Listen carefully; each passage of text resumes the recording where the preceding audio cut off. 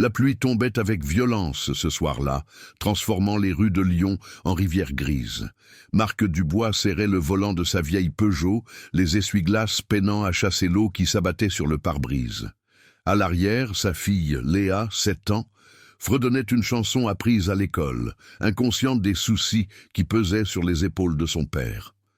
Marc travaillait comme chef de rayon dans un supermarché du quartier depuis 8 ans. Un emploi stable, pensait-il, jusqu'à ce que les rumeurs de restructuration commencent à circuler. Ces dernières semaines, l'atmosphère au travail était devenue pesante. Son nouveau directeur, M. Bertrand, un homme froid venu de Paris, scrutait chaque employé avec des yeux de comptable, cherchant la moindre excuse pour réduire les effectifs. La journée avait été particulièrement difficile. Une erreur dans l'inventaire, qu'il était certain de ne pas avoir commise, avait été portée à son attention. Bertrand l'avait convoqué dans son bureau, l'accusant de négligence. Marc avait tenté de s'expliquer, mais le directeur n'avait rien voulu entendre. Il lui avait donné jusqu'à lundi pour rectifier la situation, sans quoi des mesures seraient prises. Le ton employé ne laissait aucun doute sur la nature de ces mesures. En tournant dans la rue qui menait à leur petit appartement, Marc aperçut une silhouette courbée sur le trottoir. Un vieil homme, trempé jusqu'aux os, marchait péniblement en s'appuyant sur une canne. Il ne portait qu'une veste légère, totalement inadaptée au déluge. Ses cheveux blancs étaient plaqués sur son crâne et il tremblait visiblement. Marc passa devant lui, puis jeta un coup d'œil dans le rétroviseur. L'homme venait de s'arrêter, une main posée contre un mur, cherchant manifestement à reprendre son souffle. Sans vraiment réfléchir, Marc freina et fit marche arrière. Il baissa sa vitre. La pluie s'engouffra immédiatement dans l'habitacle. L'homme leva la tête, surpris. « Monsieur, vous allez attraper la mort !» cria Marc pour couvrir le bruit de l'orage. « Montez, je vous emmène où vous devez aller !» Le vieil homme hésita un instant. Puis, un sourire fatigué éclaira son visage ridé. Avec l'aide de Marc, il s'installa sur le siège passager. L'eau dégoulinait de ses vêtements, formant une petite flaque à ses pieds. « Bonjour ma petite, » dit l'homme, en se retournant vers Léa avec douceur. « Je m'appelle Henri. »« Bonjour monsieur Henri, » répondit Léa avec son innocence habituelle. « Vous êtes tout mouillé, c'est vrai, » admit Henri en riant doucement. J'ai oublié mon parapluie aujourd'hui. Marc démarra. Où puis-je vous conduire, monsieur? Henri lui donna une adresse dans le quartier résidentiel de Fourvière, à une vingtaine de minutes de là. Pendant le trajet, ils discutèrent. Henri expliqua qu'il revenait d'une visite à l'hôpital où sa femme était soignée depuis plusieurs semaines. Sa voiture était tombée en panne et son téléphone s'était éteint. Il avait décidé de rentrer à pied, ne s'attendant pas à ce que la pluie redouble d'intensité. « Vous n'auriez pas dû marcher par ce temps ?» remarqua Marc avec préoccupation. « C'est dangereux pour quelqu'un de votre âge. »« Je sais, » soupira Henri, « mais je voulais rentrer. Ma femme me manque quand je suis loin trop longtemps. » Léa écouta attentivement, puis demanda « Elle va guérir, votre femme ?»« J'espère, ma petite, j'espère de tout mon cœur. » Lorsqu'ils arrivèrent devant une belle maison bourgeoise entourée d'un jardin, Henri insista pour noter le numéro de téléphone de Marc. « Je tiens à vous remercier comme il se doit, dit-il. Vous m'avez peut-être sauvé la vie ce soir. » Marc protesta, disant que c'était normal d'aider son prochain, mais Henri fut inflexible. « Prenez soin de votre fille, » ajouta le vieil homme en descendant de la voiture. « Elle a de la chance d'avoir un père comme vous. » Cette nuit-là, Marc eut du mal à trouver le sommeil. Les problèmes au travail tournaient en boucle dans sa tête. S'il perdait son emploi, comment paierait-il le loyer? Comment subviendrait-il aux besoins de Léa? Sa mère était décédée 3 ans plus tôt dans un accident de voiture, le laissant seul pour élever leur fille. Il ne pouvait pas échouer. Le lendemain matin, Marc se réveilla avec une boule au ventre. C'était samedi, normalement son jour de repos, mais il avait décidé de se rendre au supermarché pour vérifier personnellement l'inventaire et comprendre où l'erreur s'était produite. Il déposa Léa chez sa voisine, Madame Rousseau, une retraitée adorable qui gardait souvent sa fille. Le magasin était encore fermé au public lorsqu'il arriva. Seuls quelques employés s'affairaient à réapprovisionner les rayons pour l'ouverture. Marc salua ses collègues et se dirigea vers l'arrière-boutique où étaient conservés les registres. Pendant 2 heures, il éplucha les feuilles d'inventaire, comparant les chiffres, vérifiant chaque entrée et sortie de marchandises. Puis il le vit, une modification dans les quantités de produits électroniques. Les chiffres avaient été changés et pas par lui. En regardant de plus près, il remarqua que l'écriture ne correspondait pas à la sienne. Quelqu'un avait falsifié les documents. Son sang ne fit qu'un tour. Qui avait pu faire cela et pourquoi? Il pensa immédiatement à Julien, un collègue ambitieux récemment promu assistant du directeur. Julien avait toujours été en compétition avec lui. Jaloux de l'ancienneté de Marc et du respect que lui témoignaient les autres employés. Marc photographa les documents avec son téléphone et s'apprêtait à partir lorsque Bertrand entra dans la pièce, accompagné de 2 hommes en costume. L'un d'eux portait une mallette et avait l'air d'un avocat. L'autre, plus âgé, dégageait une autorité naturelle. « Monsieur Dubois », dit Bertrand d'un ton cassant, « que faites-vous ici un samedi ? Je ne vous ai pas autorisé à venir. Je cherche à comprendre l'erreur dans l'inventaire, répondit Marc fermement. Et j'ai trouvé quelque chose d'intéressant. Ces documents ont été modifiés, mais pas par moi. Bertrand ricana. Bien sûr que vous diriez cela. C'est exactement ce qu'on attendrait d'un employé négligent cherchant à se dédouaner. L'homme plus âgé s'avança alors. Son visage lui disait vaguement quelque chose. Mais Marc ne parvenait pas à le situer. Puis, soudain, il le reconnut. Henri, l'homme qu'il avait aidé la veille sous la pluie. Mais il portait maintenant un costume impeccable et ses cheveux étaient soigneusement coiffés. Il avait l'allure d'un homme d'affaires prospère. « Monsieur Bertrand », dit Henri d'une voix calme mais autoritaire, « je crois que nous devrions écouter ce que monsieur Dubois a à dire. » Bertrand se raidit. « Monsieur Moreau, avec tout le respect que je vous dois, je gère ce magasin et... » Henri leva la main pour l'interrompre. « Permettez-moi de me présenter correctement, dit-il en se tournant vers Marc. Je suis Henri Moreau, propriétaire de la chaîne de supermarchés dont ce magasin fait partie. Après notre rencontre hier soir, j'ai été très impressionné par votre gentillesse. J'ai décidé de faire une visite surprise pour évaluer la gestion de cet établissement. Et voilà que je vous trouve ici, en plein jour de repos, essayant de résoudre un problème. » Marc resta bouche bée. Henri Moreau était une légende dans le secteur. Il avait bâti son empire à partir de rien et était connu pour sa proximité avec ses employés et son sens aigu de la justice. « Montrez-moi ce que vous avez découvert » demanda Henri. Marc lui tendit les documents et expliqua en détail les modifications qu'il avait repérées. Henri examina attentivement les papiers, son visage devenant de plus en plus sombre. Il se tourna vers son avocat qui, après un bref examen, confirma que l'écriture sur les modifications ne correspondait pas aux autres entrées faites par Marc dans le registre. « Monsieur Bertrand » dit Henri d'un ton glacial, « qui d'autre a accès à ces documents ?» Bertrand hésita. « Mon assistant, Julien Mercier et moi-même. Faites venir monsieur Mercier immédiatement. » 10 minutes plus tard, Julien Mercier entrait dans l'arrière-boutique, l'air confiant. Cette confiance s'évanouit instantanément lorsqu'il vit Henri Moreau. Son visage pâlit et il déglutit avec difficulté. « Monsieur Mercier, » commença Henri, « connaissez-vous ces documents ?»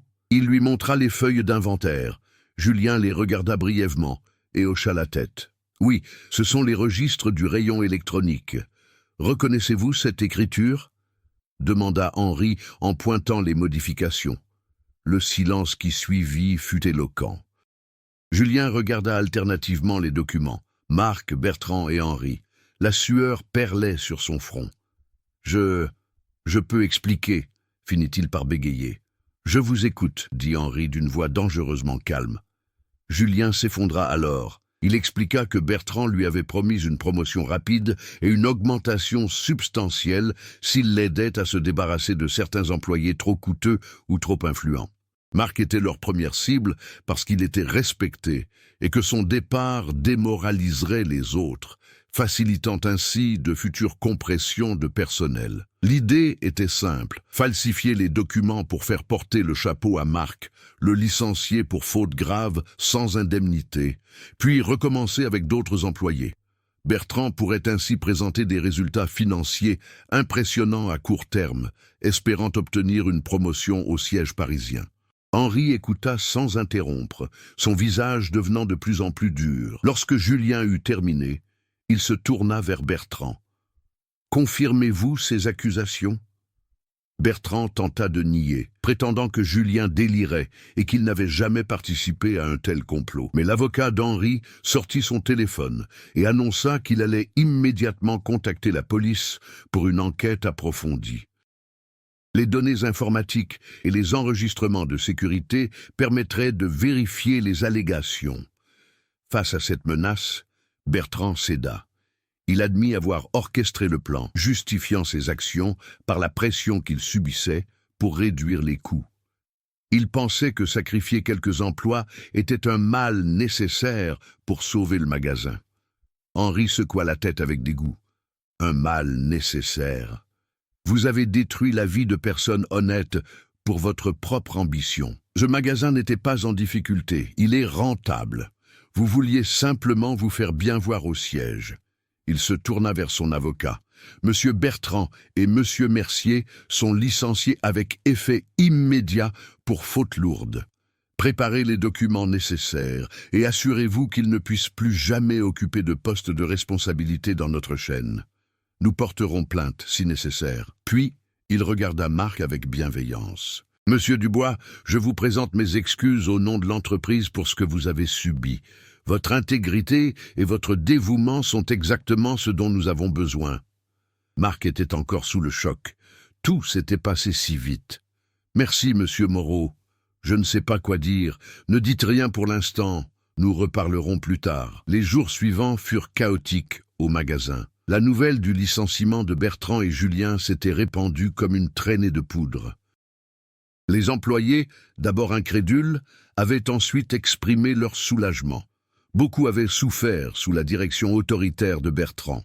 Henri Moreau passa la semaine au magasin, observant, parlant avec le personnel, comprenant comment les choses fonctionnaient réellement sur le terrain. Il était frappé par le dévouement de nombreux employés et par le gaspillage causé par une gestion trop rigide et déconnectée de la réalité. Le vendredi soir, il convoqua Marc dans le bureau du directeur, désormais temporairement vide. « Asseyez-vous, je vous prie », dit Henri avec un sourire chaleureux. Marc prit place, nerveux. Henri s'assit en face de lui, non derrière le bureau, mais sur une chaise à côté, créant une atmosphère moins formelle. « Marc, j'ai beaucoup réfléchi cette semaine. Votre geste de l'autre soir n'était pas anodin. Vous auriez pu passer votre chemin, rentrer chez vous, vous occuper de vos propres problèmes. Mais vous avez pris le temps d'aider un étranger sous la pluie. Cela en dit long sur votre caractère. Ce n'était rien, monsieur Moreau. N'importe qui aurait fait la même chose. Non, justement. La plupart des gens ne l'auraient pas fait. Ils auraient trouvé des excuses. Ils étaient pressés. Ils avaient leurs propres soucis. C'était trop risqué. Vous avez agi selon vos valeurs. Il marqua une pause. J'ai besoin d'un nouveau directeur pour ce magasin. Quelqu'un qui connaît les employés, qui comprend le métier, qui a de l'intégrité. Je voudrais que vous preniez ce poste. Marc resta sans voix pendant plusieurs secondes. Moi, mais je ne suis que chef de rayon. Je n'ai jamais dirigé tout un magasin. Vous avez 8 ans d'expérience, vous êtes respecté par vos collègues, et vous avez démontré cette semaine que vous étiez prêt à vous battre pour faire ce qui est juste. Ce sont là les qualités d'un véritable leader. Le reste peut s'apprendre. Je ne sais pas si j'en suis capable, admit Marc, submergé par le doute. Henri se pencha en avant. Laissez-moi vous raconter quelque chose. Quand j'avais votre âge, je travaillais comme caissier dans un petit supermarché. Le propriétaire était un homme dur, avare, qui traitait mal ses employés. Un jour, un client âgé a glissé et s'est blessé dans le magasin. Le propriétaire voulait le mettre dehors pour éviter les problèmes. Moi, j'ai appelé une ambulance et je suis resté avec le vieil homme jusqu'à l'arrivée des secours. J'ai été licencié le jour même. Et qu'est-il arrivé ? Demanda Marc captivé. Le vieil homme que j'avais aidé était un entrepreneur prospère. Quand il a appris mon licenciement, il m'a offert un emploi dans une de ses entreprises. Puis il est devenu mon mentor. Il m'a appris tout ce que je sais sur les affaires et sur la vie. C'est grâce à lui que j'ai pu construire ce que j'ai aujourd'hui. Henri sourit. La vie a une façon étrange de récompenser la bonté, Marc. Pas toujours immédiatement, pas toujours de manière évidente, mais elle le fait. Hier soir, vous m'avez aidé sans rien attendre en retour. Aujourd'hui, je vous offre une chance de changer votre vie et celle de votre fille. Marc sentit les larmes lui monter aux yeux. Il pensa à Léa, à toutes les nuits où il s'était inquiété pour leur avenir, à tous les sacrifices qu'il avait faits. Et voilà qu'une simple décision de s'arrêter sous la pluie avait tout changé. « J'accepte, dit-il finalement, sa voix tremblant légèrement. Je ferai de mon mieux pour mériter votre confiance. Je n'en doute pas. Maintenant, parlons des détails pratiques. » Les semaines suivantes furent intenses. Henri organisa une formation accélérée pour Marc, le faisant travailler avec des directeurs expérimentés d'autres magasins de la chaîne. Marc découvrit les aspects financiers, la gestion des ressources humaines, les stratégies commerciales. C'était difficile et épuisant, mais il était déterminé à réussir. Léa était ravie du changement. « Papa, tu es un directeur maintenant », disait-elle fièrement à qui voulait l'entendre. « Mon papa est le meilleur ». Ce qui toucha le plus Marc fut la réaction de ses anciens collègues. Au lieu de jalousie, il rencontra du soutien et de la joie sincère. Ils organisèrent même une petite fête pour célébrer sa promotion. « Tu le mérites, Marc », lui dit Sophie, une caissière qui travaillait là depuis 15 ans. « Tu as toujours été là pour nous. Maintenant, c'est notre tour d'être là pour toi. » Sous la direction de Marc, le magasin prospéra. Il instaura des changements progressifs. Des horaires plus flexibles pour les employés, une meilleure communication entre les différents services, des primes basées sur la performance collective plutôt qu'individuelle. Il encourageait les initiatives et écoutait les suggestions de chacun. Les clients remarquèrent également la différence. L'ambiance était plus chaleureuse, le personnel plus souriant, les ventes augmentèrent régulièrement. Henri, lors de ses visites, ne cachait pas sa satisfaction. 6 mois après sa nomination, Marc reçut un appel de l'hôpital. Henri le contactait pour lui annoncer que sa femme, Marguerite, était enfin sortie. Elle se remettait bien et souhaitait les remercier, lui et Léa, pour l'aide qu'ils avaient indirectement apportée. Le dimanche suivant, Marc et Léa furent invités à déjeuner dans la belle maison de Fourvière. Marguerite, une dame élégante aux cheveux argentés, les accueillit avec une chaleur immense. « Henri m'a tant parlé de vous, » dit-elle en serrant la main de Marc. « Vous lui avez redonné foi en l'humanité à un moment où il en avait grand besoin. » Autour de la table, entre les rires et les histoires partagées, Marc réalisa à quel point sa vie avait changé. Il n'était plus cet homme angoissé, craignant chaque jour de perdre son emploi. Il était devenu un leader respecté, un père fier, un ami fidèle. Léa, assise à côté de Marguerite qui lui racontait des histoires de son enfance, rayonnait de bonheur. En la regardant, Marc pensa à cette soirée pluvieuse qui avait tout déclenché. Un simple geste de bonté, une décision de ne pas passer son chemin, avait transformé leur existence. Henri leva son verre. « À Marc, dit-il, et à la preuve que la gentillesse n'est jamais perdue. Elle revient toujours, souvent quand on s'y attend le moins. À la gentillesse, répétèrent-ils tous en chœur. Plus tard, dans l'après-midi, alors que Léa jouait dans le jardin sous le regard bienveillant de Marguerite, Henri et Marc s'installèrent sur la terrasse avec un café. « Je veux vous dire quelque chose d'important, » commença Henri. « Ce soir-là, sous la pluie, j'étais au plus bas. Les médecins venaient de m'annoncer que l'état de Marguerite s'était aggravé. Ma voiture était en panne, mon téléphone mort, et je marchais sous ce déluge en me demandant si j'allais la perdre. » Il s'interrompit, les yeux brillants. « J'étais sur le point d'abandonner, Marc, de me laisser simplement tremper jusqu'à tomber malade, jusqu'à ce que tout s'arrête. Et puis vous êtes apparu. Votre gentillesse, votre humanité m'ont rappelé pourquoi il faut se battre. Si un inconnu peut faire preuve d'autant de compassion, alors il y a encore de l'espoir dans ce monde. » Marc posa sa main sur l'épaule du vieil homme. « Je suis heureux d'avoir été là ce soir-là. Moi aussi, mon ami, moi aussi. Les mois passèrent, puis les années. Marc continua à diriger son magasin avec succès, devenant même consultant pour d'autres établissements de la chaîne. Léa grandit, brillante et généreuse, inspirée par l'exemple de son père. Henri et Marguerite devinrent comme une famille pour eux, des grands-parents adoptifs qui comblaient le vide laissé par la perte de la mère de Léa. Un soir de pluie, plusieurs années après cette rencontre fatidique, Marc conduisait à nouveau dans les rues de Lyon. Léa, maintenant adolescente, était assise à ses côtés. Ils aperçurent une jeune femme marchant sous l'averse, un enfant dans les bras, visiblement en détresse. « Papa, on devrait s'arrêter, » dit Léa. Marc sourit et fit marche arrière. « Bien sûr, ma chérie. On s'arrête toujours. » La bonté, avait-il appris, était contagieuse. Elle se transmettait, se multipliait, créait des cercles infinis de compassion. Et tout avait commencé par un simple choix sous la pluie. Si cette histoire vous a touché, n'oubliez pas de liker cette vidéo et de vous abonner à la chaîne pour ne manquer aucune de nos prochaines histoires inspirantes. Dites-nous dans les commentaires de quel pays vous regardez cette vidéo. Nous adorons savoir que nos histoires touchent des personnes du monde entier. Merci de votre soutien et à très bientôt pour une nouvelle histoire.